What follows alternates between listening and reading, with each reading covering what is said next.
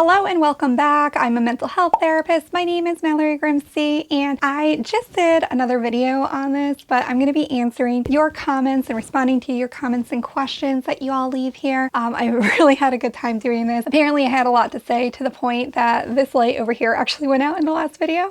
So it's plugged in, it's charged up. Let's continue with responding to these questions and comments. So this person says, my parents were cruel to me after my breakdown, trying to force me to do pills that will make me extremely overweight. I've got very bad osteoporosis and will not cure the illness. This is really interesting because if you're having difficulties regarding medication or the desire to take or not take medication, unless there is an extreme safety risk or concern, nobody can make you take medication. It would be interesting to talk with your prescriber about the concerns. I think that is really important. I do agree that medication is not a one-time and all cure in most cases. Most research supports the idea that medication alone, while it can be meaningful and effective, will not be as impactful if you are not doing therapy along with it. Like, I even remember when I had a broken arm,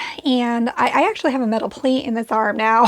I had to get surgery, but surgery alone did not fix my arm and help me get better. I had to also do physical therapy along with the surgery. After the surgery, I still had to do physical therapy. And the same is true when it comes to mental health struggles. So medication can definitely help make the process more manageable and easier and help biochemistry process. There still is the therapeutic internal processing work that needs to be done as well. I don't know if this matters now since I just started and it's not that bad yet, but I think it's almost, if not already, at the point where I need to start cleaning them. I should say this is on one of my self-harm videos. I should rephrase that. Not my self-harm videos, but one of the videos that I've made to help teens who struggle with self-harm learn how to engage with therapy and use helpful alternatives. It's almost, if not already, at the point where I need to start cleaning them, but I don't know how without asking my parents for stuff to treat it, and I don't want them to find out. Again, I would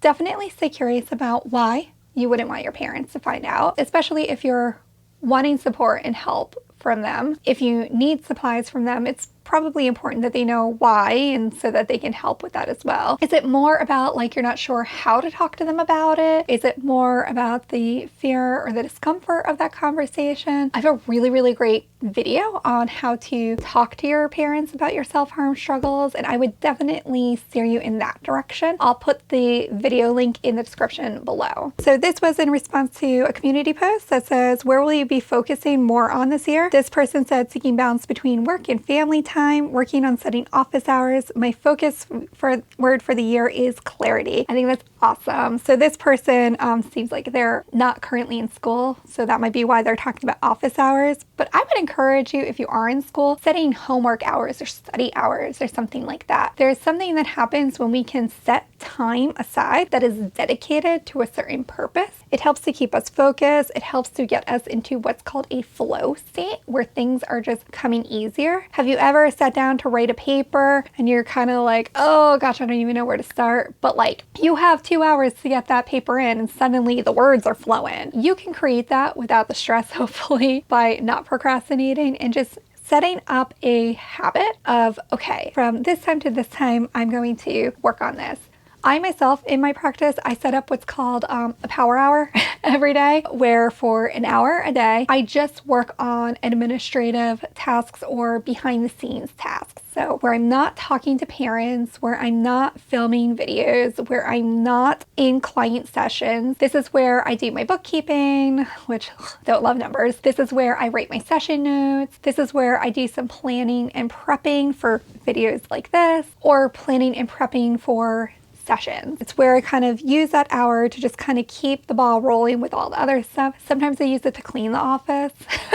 It just kind of depends on what my focus is for that day. So I would encourage you to set up a study power hour or an office power hour or something like that, if that's something that you find you have struggled with. This is from a longtime viewer, Glenn, you're the best. Love you. I had literally posted about like being disorganized and having a messy 2022 and using the opportunity because I got sick at the beginning of the year when I was gonna like hustle and do these videos.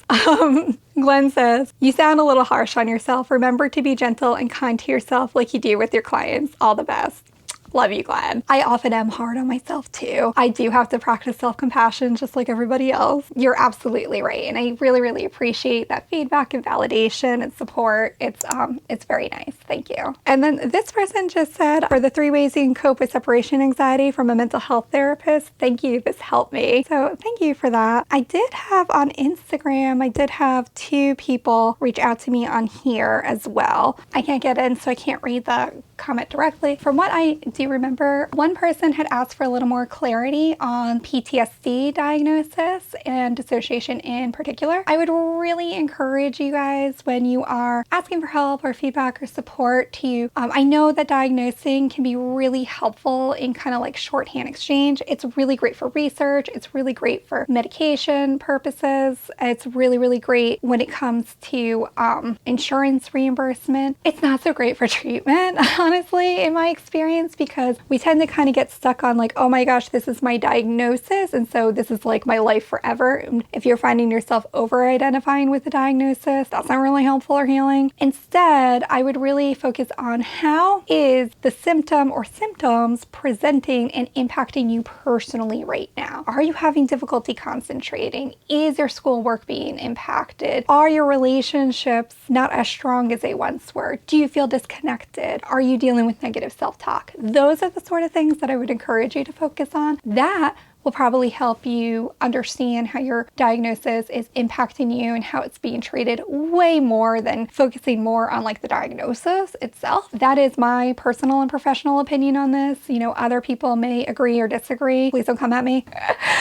That's just what I have found useful and helpful in my work with teenagers and my own personal journey. That being said, when it comes to dissociation, this is a very healthy and normal coping strategy. We all have to dissociate, and we do dissociate every day. If you've ever driven and you found yourself taking the same route and suddenly you're at your destination, you're like, I don't actively remember driving this route. You probably were dissociating to some degree in terms of like turning off that part of your brain and thinking about something else or being somewhere else. You're still active and present. Obviously, you drove safely, but you weren't like actively focusing on the drive. So dissociation is really helping you just kind of take a break from the intensity of the experience and the arousal that's happening in that moment. One of the things that we do as therapists in our counseling sessions when somebody is struggling with dissociation to the point that it is impacting their life in a variety of different circumstances is we make use of what's called grounding strategies or techniques. So we try to expose them to delaying or coming out of dissociative episodes little by little so that it's not as stressful and that you can remind yourself that you are in control. It is not actively happening right now, even if your mind and body are feeling that way and it's like, oh, we got to protect. You are learning strategies to let your mind and body know that this did happen.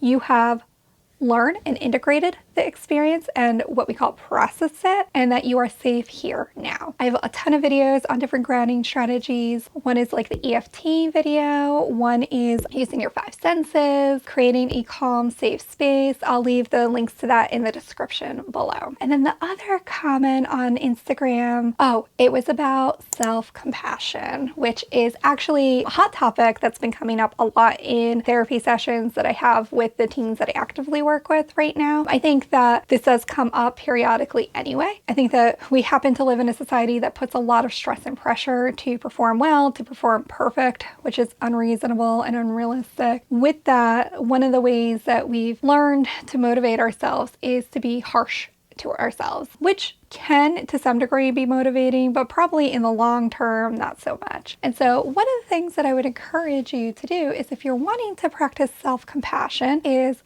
1, don't overcomplicate it. Sometimes we think that because something is a messy, icky problem, we need as complicated a solution. When it comes to practicing self-compassion, often the interventions are really low effort with maximum impact. So just keep that in mind. one of the things that you can do to practice self-compassion, literally acknowledge this is a moment of suffering. Oh man, okay, so technology has not been my friend today, and apparently my phone ran out of storage as I was recording that. I think that was kind of the point of what I was saying, so I will just end this video here. I really enjoyed this, so please leave your comments and I will do this again if you enjoyed this video. Thanks for watching.